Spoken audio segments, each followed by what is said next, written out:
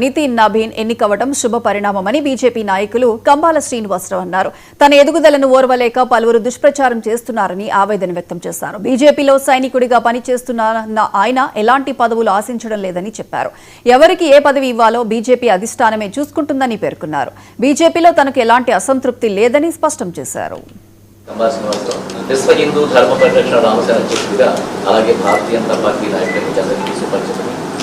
ఈరోజు నేను ఆంధ్రప్రదేశ్లో తూర్పుగోదావరి జిల్లా రాజమండ్రిలోని మంజీరా హోటల్లోని కాన్ఫరెన్స్ హాల్లో ఈరోజు మీ పాత్రికేయులందరినీ ఆహ్వానించి ఈ యొక్క మీటింగ్ కండక్ట్ చేయడం రామ్ చేసుకుంటున్నాం.